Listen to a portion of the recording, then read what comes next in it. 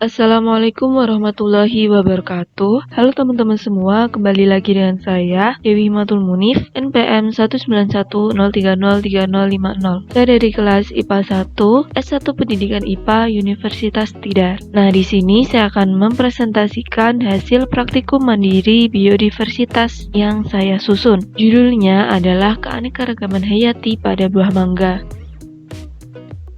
Pokok bahasan yang akan dibahas pada kali ini, yang pertama tujuan, kemudian yang kedua dasar teori, yang ketiga alat dan bahan, yang keempat hasil praktikum, yang kelima kesimpulan.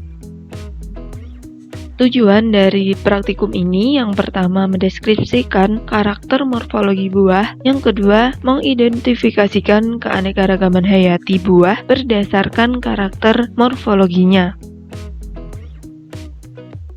Dasar teori. Keanekaragaman hayati didefinisikan sebagai suatu ciri-ciri atau atribut bagi sesuatu yang mencangkup tentang keanekaragaman di dalamnya. Misalnya saja pada organisme hidup, komunitas biotik, kumpulan suatu organisme, dan proses biotik dalam sifat yang alami maupun dengan sifat yang telah diubah oleh manusia. Menurut DeLong 1996 dalam Laksono 2010, keanekaragaman hayati menurut Gaston dan Spencer 1998 terbagi dalam 3 tingkatan, yaitu keanekaragaman tingkat gen, tingkat spesies, dan tingkat ekosistem.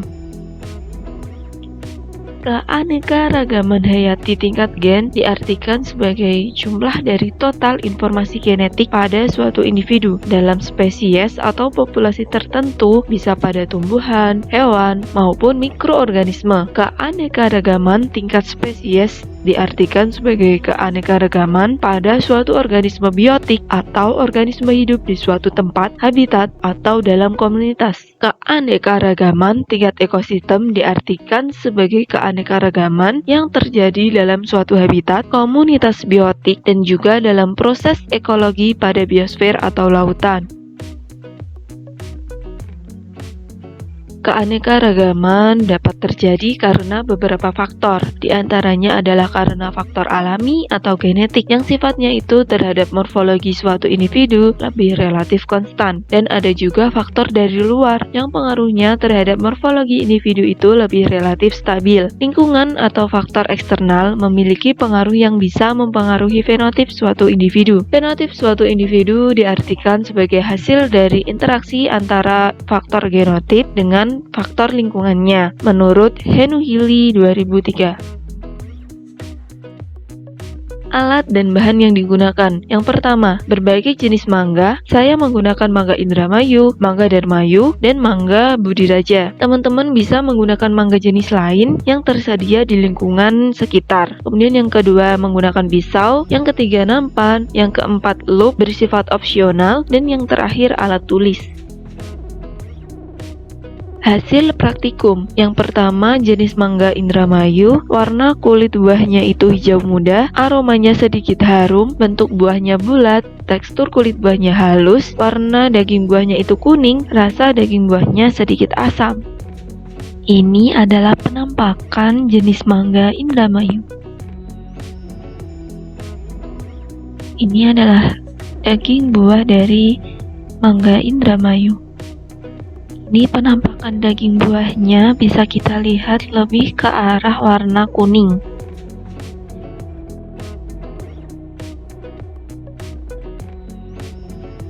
Kemudian jenis mangga yang kedua itu mangga Darmayu. Warna kulit buahnya hijau, aromanya harum, bentuk buahnya itu bulat lebih lonjong, tekstur kulit buahnya halus, warna daging buahnya orange, dan rasa daging buahnya itu hambar atau anyep.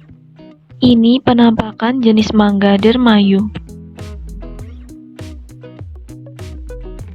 Kemudian ini bagian dalam daging buahnya, warnanya itu orange dan itu bisa teman-teman lihat sedikit berserat.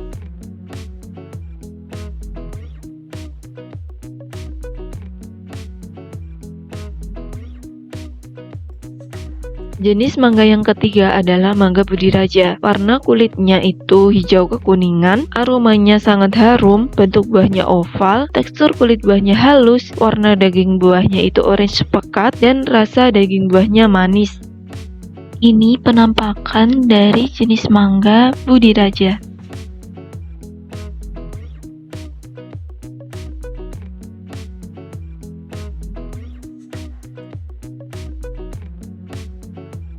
Kemudian ini bagian dalamnya, warnanya itu orange lebih pekat dan terlihat banyak sekali seratnya.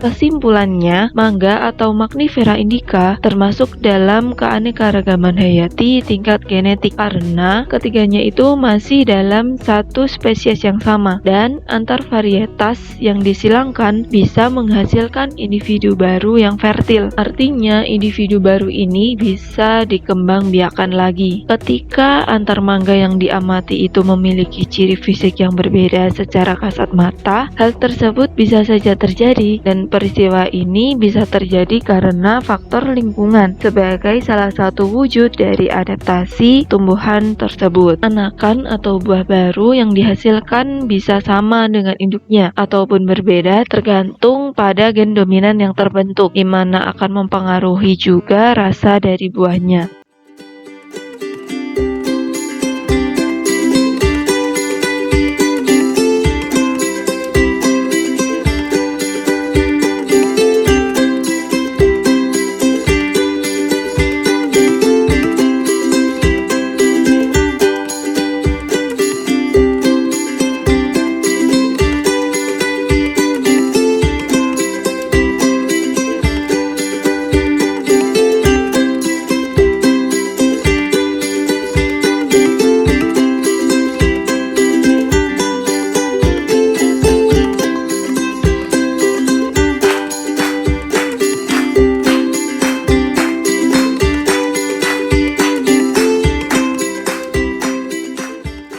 Sekian presentasi hasil praktikum mandiri biodiversitas saya. Semoga bermanfaat. Terima kasih. Wassalamualaikum warahmatullahi wabarakatuh.